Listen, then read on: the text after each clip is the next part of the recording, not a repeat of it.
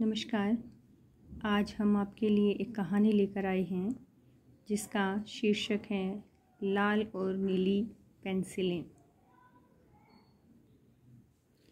एक स्टेशनरी की दुकान के शो केस में लाल पेंसिल और नीली पेंसिल हंसी खुशी एक साथ बैठी हुई थी। वे यहाँ किसी के द्वारा खरीदे जाने का इंतज़ार कर रही थी। दोनों ही पेंसिलें अपने भविष्य के बारे में सुनहरे सपने देख रही थी। लाल पेंसिल नीली पेंसिल से बोली, पता नहीं कि मैं यहाँ से कहाँ जाऊँगी। मैं यह आशा करती हूँ कि हम दोनों एक ही स्थान पर जाएं। नीली पेंसिल ने उत्तर दिया, यदि हम अलग अलग जगह भी जाते हैं तब भी हम हमेशा अच्छे दोस्त ही रहेंगे। लाल पेंसिल बोली, मुझे पूरा विश्वास है कि हम किसी न किसी दिन कहीं न कहीं अवश्य ही मिलेंगे। तब नीली पेंसिल ने कहा, हाँ बिल्कुल सही, और तब हम एक दूसरे को अपने अपने जीवन की कहानी सुनाएंगे। एक दिन सेना का एक जवान दुकान में आया। उसने उंगली से लाल पेंसिल की तरफ इशारा किया। दुकानदार से लाल पेंसिल देने के लिए कहा।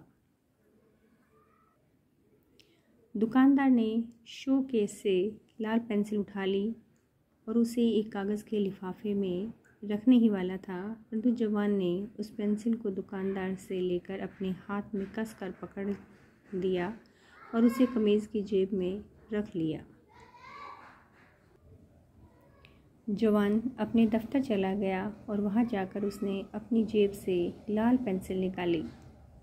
उसके बाद उसने अपनी जेब से उस पेंसिल को निकालकर मेज़ पर एक नक्शा रखा और बम गिराने के लिए उसने लाल पेंसिल से उसमें कुछ स्थान चिन्हित किए।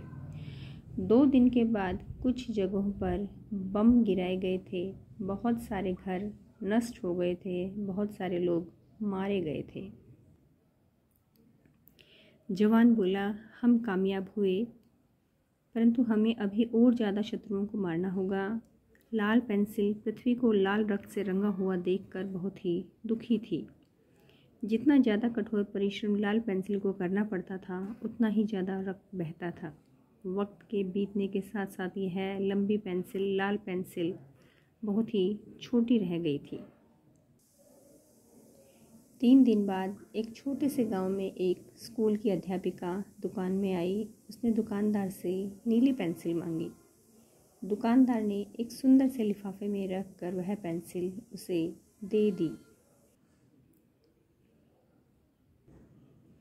उसने उसे सावधानी से अपने बैग में रखा और अपने घर चली गई। वह उदार एवं विनम्र महिला थी। उसके बैग में एक कोने में बैठकर नीली पेंसिल बहुत खुश थी। अगली सुबह वह अध्यापिका नीली पेंसिल लेकर विद्यालय गई। अध्यापिका उस नीली पेंसिल का उपयोग अपने विद्यार्थियों की कॉपी जांचने के लिए करती थी। वह हमेशा अत्यंत उत्साहवर्धक टिप्पणियां लिखती थी। एक दिन अध्यापिका ने कुछ विद्यार्थियों को दुखी पाया। उसने उनसे दुखी होने का कारण पूछा। पूछने पर उन्हें पता चला कि उन विद्यार्थियों के माता पिता युद्ध में कहीं खो गए हैं। एक दिन उस अध्यापिका ने नीली पेंसिल से उन बच्चों को पत्र लिखे। बच्चों, दुखी मत हो। यदि तुम ठीक ढंग से पढ़ाई करोगे तो तुम्हारे माता पिता इस समय जहाँ कहीं भी हैं अवश्य प्रसन्न होंगे।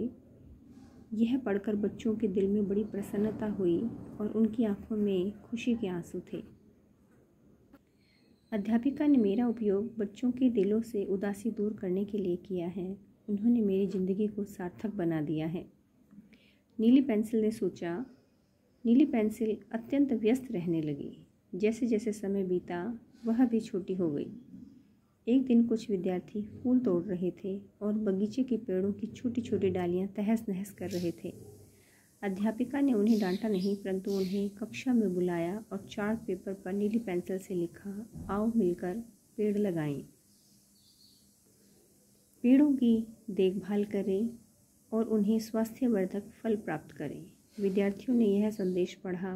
उन्होंने पेड़ों की महत्ता समझी। अगले दिन वे सभी बच्चे पेड़ों में पानी डालते हुए दिखे। नीली पेंसिल और लाल पेंसिल बहुत छोटी हो गई थी और अब वे हाथ में पकड़ने लायक भी नहीं रही थी।